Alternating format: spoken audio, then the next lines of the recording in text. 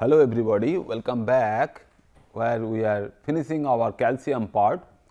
Now we will move to the next element, the alkaline earth element we call is the barium, because barium is also very much useful industrially. Large number of compounds are well known what we produce from those barium salts and the barium ores and the minerals.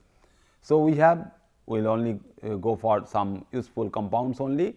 That is why it gives us a very good idea that what are the elements starting from the whole entire periodic table, the metallic part and the non-metallic part, what we can think of industrially and which can be useful industrially, and historically also how the journey has been started earlier for the getting some useful compound from these particular elements. So, we get the barite. So, barite is your barium sulfate. So, barite is your barium sulfate, which is known also as the heavy spar thing. Earlier we know that one is we also consider as the acid spar and other thing. So, it is basically used as a raw material for the manufacture of barium and its compounds. So, any barium compound, if you think of any barium salt, basically sometimes we can make some huge organic molecule also as its barium salt. When we do not go for its corresponding sodium salt or the potassium salt, we go for it as its barium salt. So, first we see that how we apply all these barium sulfate. So, this barium sulfate is basically the entire amount, almost the entire amount of that production, the 90% is utilized for crude oil and natural gas extraction. So, this is the most useful inorganic compound which is utilized in the oil sector, because the mud we handle, the drilling process we handle, there people use this particular barium sulfate for both oil extraction as well as gas extraction. And out of this only 5% is being used as the filler for glass manufacturing. Glass, we all know that it is the corresponding silicate material. So, you have sodium silicate material, then we add boron sometimes to improve its quality. To get the borosilicate glasses, now we can get little bit of barium salts also. So, these are all additives. So, these additives basically can give rise to the improved structure of the glass material. So, that is why some amount of barium can be utilized for making of glass, then rest the remaining 5% is manufactured for making useful barium based compounds or barium chemicals. And what are those barium chemicals which are industrially important, because industrially important compounds we basically produce in a large scale. Huge amount of some of these materials will produce. One is barium carbonate, next is your barium chloride, then synthetic barium sulfate, which we are not getting from heavy spar process for the heavy spar material, then barium sulfide and barium hydroxides. All of them have very useful applications. And the metallic barium, if we want to have it, earlier people make it industrially also, it is available for making television tubes, because it is used as a material for making of your vacuum tubes. The first compound what we can think of and what we can understand over here is your barium carbonate, and that barium carbonate what we get from here is the most important compound of barium after barium sulfate. So, after barium sulfate, the next compound what we can think is your barium carbonate, and how we make that particular compound is from barium sulfate, because it is readily available as heavy spar. Is first it is crushed, we make the powder. Before powder, it is after crushing we pulverized it, and it is almost powder formed, and then carbon is utilized as coke, that is utilized for the reduction process. So, barium sulfate gives you the reduction with carbon to give you barium sulfide, because the reverse process sometimes we can think of is also a very useful question to be asked to anybody, is that if you have a sulfur in your organic molecule or any other molecule, how we can estimate that amount of sulfur present in your material.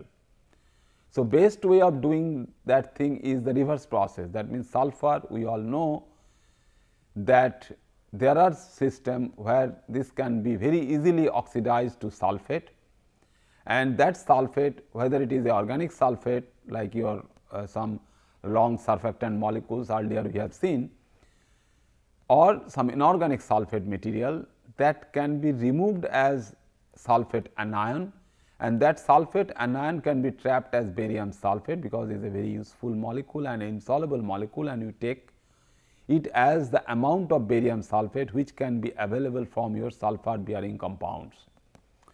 So, the same thing, that means that now we use as a reduction. So, reduction by carbon reduction, we get that particular barium sulfate, then barium sulfate is reacted with sodium carbonate, because our goal is to make barium carbonate, and we precipitate out it as your barium carbonate. So, we can handle three basically industrially important chemical reactions in large scale, because huge scale reaction or large scale reaction can be utilized over here for the first one, for the second one, as well as for the third one. So, first step immediately gives you barium sulfide through carbon reduction, and that barium sulfide is converted to barium carbonate by two different processes. One is by utilization of gas molecule carbon dioxide. So, you pass gas basically in presence of water, basically you are supplying carbonic acid.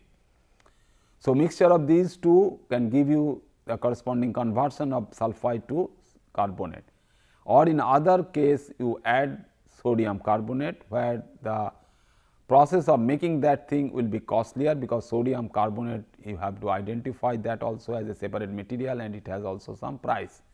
But carbon monoxide is a very cheap material and water is also readily available. So, the first reaction, that means the reaction of BAS with CO2 and H2O, what you get is a very cheap one, and where you can trap basically the carbon dioxide, whether it is the industrial effluent gas, or it is available from some exhaust, or it is available from the environment.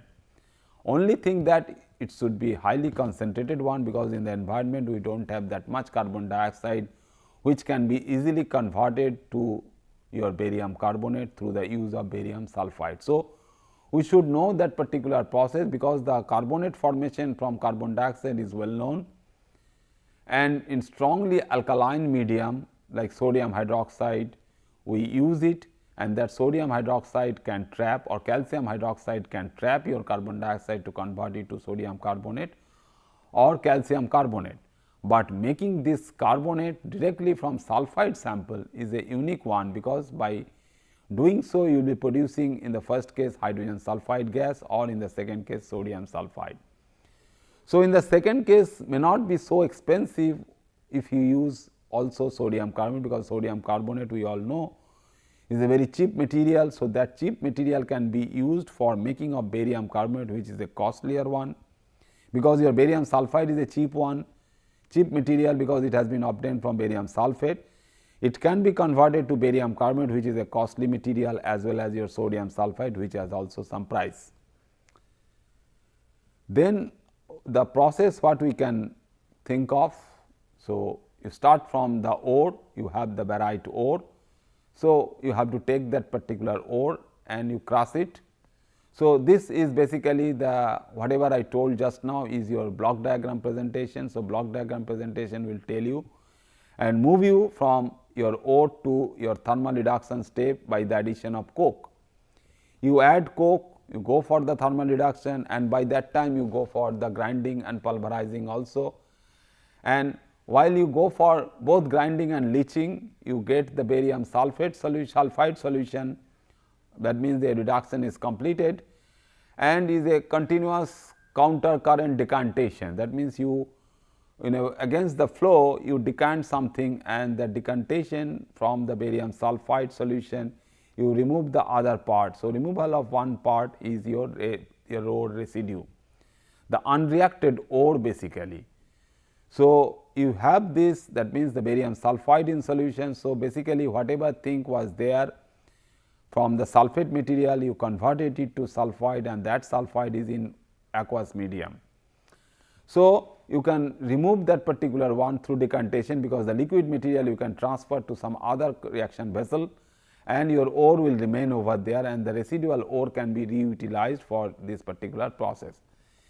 Then we have to go for the precipitation from the solution of barium sulphide. You add sodium carbonate by water and water. So, this is the second process what we are utilizing. Then we go for the drying process of the material, and then sizing, that means the different sizes of the shapes, and whether you get the lumps, whether you get the some ball type of thing or the blocks. So, you get the barium carbonate as your product starting from your ore. This barium carbonate is very useful in manufacturing the clay based tiles and ceramic products, ceramic pottery to any other thing. So, some amount of barium is there. Barium is basically improving the material quality, the thermal resistance and its longevity. So, that is why some recommended amount is added during the manufacture of these clay tiles and ceramic products. Then the sulphide one, just now we have discussed how we get this sulphide and how we make this particular sulphide for this particular production. So, it is used in the manufacture of lithophone, that we all know that when mixed with zinc sulphide is for the painting purpose also. So, it is basically a co-precipitated mixture of that particular thing what we get from sulphides, that means barium sulphate plus zinc sulphide, H2S for making of H2S, and for the synthetic barium sulphate through oxidation.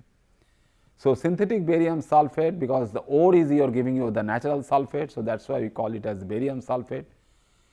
So, ore is also a barium sulphate material, your barite ore is your barium sulphate material. So, synthetic barium sulphate, when you manufacture it, when you prepare it in the industry, its purity will be higher.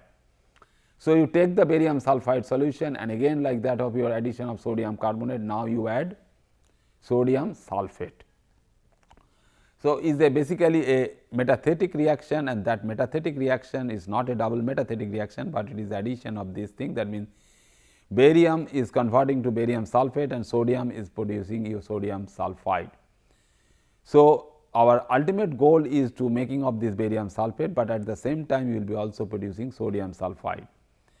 And this formed barium sulphate, what we prepare is used as a filler, as a white pigment, that just now I told you that lithophone is well known white pigment. We use it as for painting purpose also. Then we use this as the contrast agent in medicine, because we know that sometime we go for the X-ray for our body, for our inside body. So, we go for the barium mill X-ray. So, some barium sulphate salt is given to the patient is taking some dilute version of that particular salt, is basically not solution, it is a salt type of thing, because it is insoluble one. So, that salt is there and it gets a very thin layer on your intestine, whether it is a large intestine or small intestine, but is basically that particular deposition of that particular barium sulphate material is detected through X-ray. So, we can find out where you have, that means if you have some cavity, if you have some ulcer, all these things can be detected by your barium sulphate X-ray. We call it as the barium mill we add, and that barium mill give you the barium mill given X-ray thing. So, after barium we just now go to the most important compound industrially based on chromium, because chromium we all know is industrially also very important, because while we go to the iron industry, for the steel industry, chromium is the most important contribution it gives for making you stainless steel. So, how we get chromium? So, is this particular subject will be very interesting to everybody if you try to understand element wise, that if you get these all in a form, that when you get this particular material as element wise in the periodic table, that you have chromium. So, we think of that particular chromium, how that particular chromium is available to us in terms of its ore. So, what is the most common material what will be available for getting chromium, and that particular one through digestion or processing to convert it to some value added compound, which will be industrially very important as well as industrially very useful. So, the economic importance of all these chromates and dichromates are there, which will be very useful, and we can get this from the different chromium sources. We will see what is that chromium source. Then we can make chromic acid, which is CrO3, which is hexavalent chromium. Then basic chromium 3 sulfates we can have, and other chromium 6 compounds. So, both chromium 3 and 6, these are the well known most readily available chromium oxidation states, as we all know, including your starting compound for laboratory use. Also the chromium trichloride, we know that the chromium is in trivalent state, or the dichromate or chromate, which is in chromium in the hexavalent state. So, both these chromium, whether you have a trivalent chromium or hexavalent chromium, can be obtained through your chromium ore. So, you have the chromium ore, and that chromium ore, when you have, you go for the digestion, and the digestion of that particular chromium ore can ultimately give you the product. So, that is your most important compound of chromium, which is your sodium dichromate. So, next we will see how we can make this sodium dichromate from your ore. So, once you get this sodium dichromate, so this industrially important compounds we can very quickly make. So, chromium ore through this digestion is getting to its highest level of oxidized form. That means, your not only the chromate form, it can be converted to the dichromate form. So, once you go to this dichromate form, from that dichromate form, how you quickly go back to your chromic acid form. So, you add concentrated sulfuric acid only. So, addition of concentrated sulfuric acid to the pure and dry product of sodium chromate, dichromate Na2Cr2O7. So, dichromate will be converted to your chromic acid CrO3. So, dimeric form is gone, because the dichromate has a chromium oxygen chromium bond. So, that is gone. So, only you have the chromate unit with you first, and then through the removal of water molecule further, you get the corresponding CrO3. So, this can be utilized. So, chromic acid is very useful in electroplating, not only the steel making component chromium, but also this chromic acid, the hexavalent chromic acid, directly we use for plating of some material electrochemically. So, for electroplating. Then from sodium dichromate we go for the basic chromium sulfate. Basic thing, always we know the terminology, we always use industrially also very important terminology. What we use, that when you have some extra hydroxide ion or hydroxide group in the molecular formula. So, that hydroxide bearing chromium is a trivalent one. So, if you have CrOHSO4, that is your basic chromium sulfate. So, that chromium sulfate can be utilized for chrome tanning agents.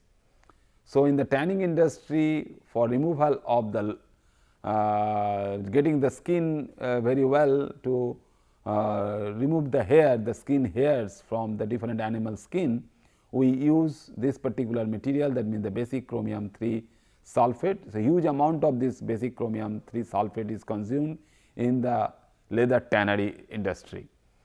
So, the tanning process is dependent on that, and we should also be very much careful, because when the effluent water is coming from the tannery, basically is highly concentrated with the chromium salt, because if we do not able to consume the entire amount of chromium for this particular process. So, in the tanning industry, we should be careful enough to utilize the entire amount of that particular chromium, and we should not leave behind any unreacted chromium or any other form of chromium in your effluent water, or what we are rejecting to the drain water, or ultimately to the river or the sea, which is basically contaminating our corresponding marine life or the aqua life. Then this particular compound, that the sodium dichromate, is also useful through metathetic reaction. That means, you change the corresponding cationic part to potassium as well as ammonia to give you potassium dichromate and ammonium dichromate. These dichromates together with that of your sodium salt. So, all three, sodium, potassium and the ammonium salts of dichromate, are very useful and strong oxidizing agents, starting from our laboratory titrimetric method we learned from our very old days from our school level, that potassium dichromate titration, that oxidizing agent for your redox titrations. So, we will take chromite as your ore. So, this chromite is in your hand. So, chromite is nothing but your iron chromium oxide ore. So, its formula is FeCr2O4. So, is a double metal containing ore and which is therefore a spinel type of thing, because we know that the spinel can have a double metal oxide form. So, oxide lattice you have, and you have different sides, one is the tetrahedral sides and another is the octahedral sides. So, due to the occupation of those sides, the tetrahedral sides and the octahedral sides by the bivalent and the trivalent form of those compound, because here chromium is in the trivalent state and iron is the bivalent state. That is why you are balancing the entire 8 negative charges which we are getting from 4 oxygen centers. So, 2 types of spinel we can have, one is the normal spinel and another is the inverse spinel. But right now we will be only interested to know the spinel structure, and that spinel structure you have to destroy to get chromium out of that compound along with some other metal ion. In case of your chromite ore you have iron, in case of your magnesiochromite you have magnesium. We go for your digestion in presence of sodium carbonate and sufficient amount of air, and air gives you that oxygen. So, your chromite is being digested to give you sodium chromate, and the amount of iron present in it will be converted to your ferric oxide, and carbon dioxide will be liberated to give you the sodium chromate.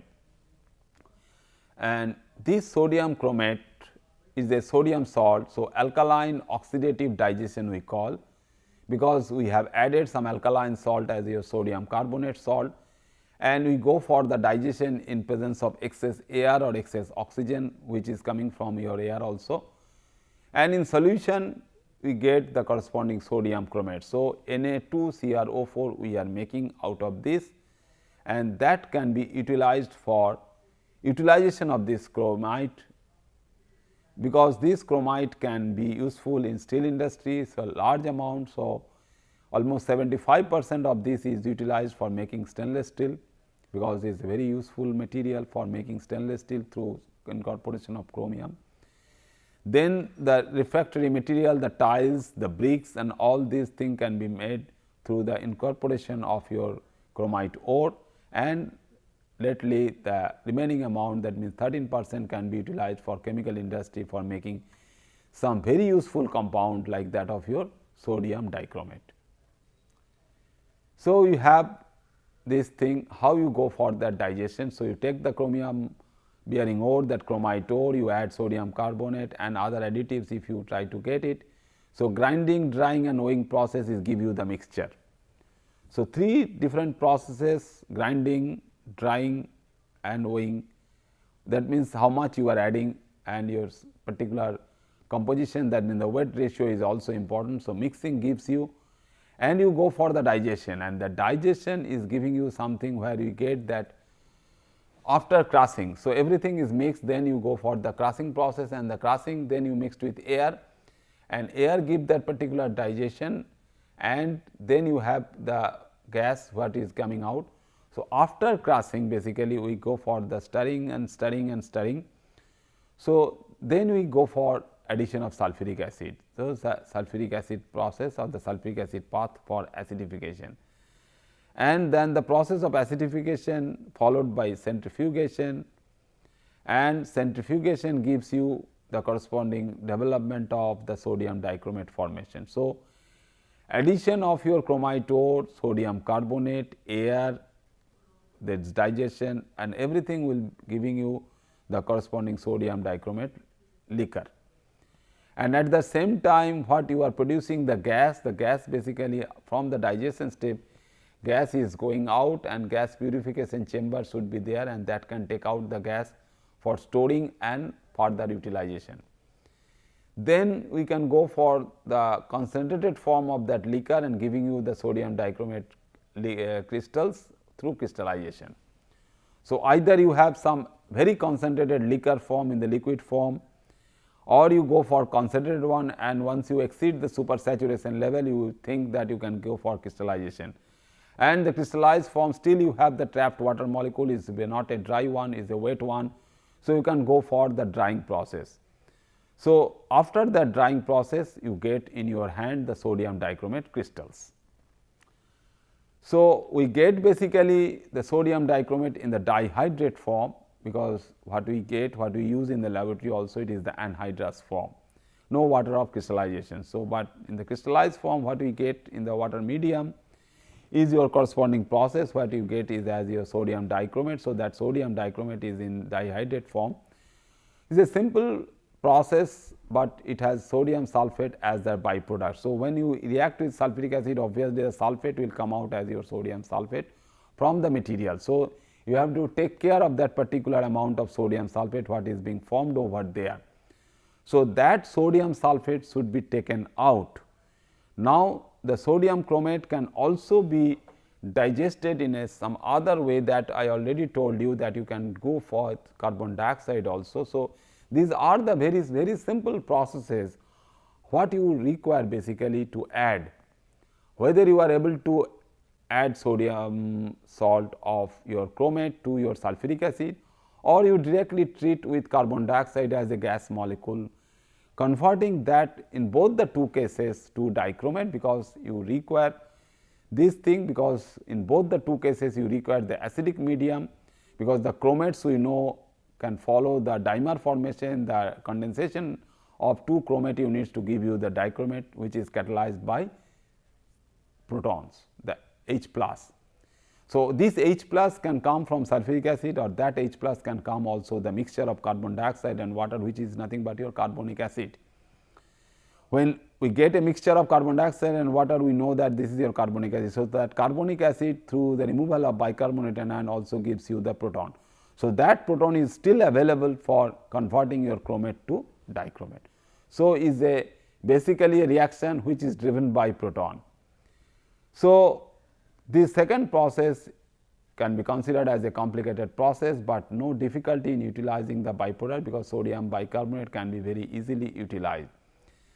The chromate containing bicarbonate what is available, you can separate it out, and that separation of that bicarbonate can gives you a huge amount of sodium bicarbonate formation, because double of the amount what we get as sodium dichromate is formed as a sodium bicarbonate, and that bicarbonate when heated at 200 to 300 degrees centigrade giving you sodium carbonate. Then we see how we see the get the chromic acid, and that chromic acid preparation is a simple one from the other case that you get, that means the removal of this thing, that means chromium as in only oxide. So, it is a metallic oxide like MO3. So, that metallic oxide can be obtained again by the use of sulfuric acid. So, this can be utilized as a chromium hexavalent oxide, and the chromium 3 oxide can be prepared from sodium dichromate with the reduction of charcoal, and that charcoal or sulfur or ammonium salts basically. So, you have the dichromate directly, then once again the dichromate when gives you chromic acid, it can also give you the chromium in the trivalent state, which are Cr2O3, either by the use of carbon reduction or by the use of sulfur reduction or ammonium chloride. So, ammonium chloride, you have the corresponding ammonium chloride. So, ammonium chloride, that ammonia basically, ammonia we all know is also a very good reducing agent. So, that ammonia of ammonium chloride can also be utilized for making of your chromium 3 oxide, that means Cr2O3. So, when dichromate is being burnt in presence of your ammonium chloride, we get this reaction, and the same reaction we know from our school days again, that if you burn ammonium dichromate, the same reaction can take place. So, this basically gives us some idea that how we utilize the different chemical reactions, the inorganic chemical reactions for the productions of all these things. So, up to this point, that means the formation of these chromium compounds, the chromium 3 oxide as a low sulfur content for this particular process, because we have not utilized sulfur, can be used for the aluminothermic manufacture of chromium metal. So, this can be utilized further for the production of chromium metal also. So, this can be very useful starting material, these oxides. So, oxides, if we are not able to get as the ore material, that means the chromium, that is chromous oxide, the chromium in the trivalent state Cr2O3, we can convert it to some other form and get it in a readily available form to the production of chromium metal, which has a very high demand in the industrial sector, for the steel industry, for any other industry. Okay. Thank you very much.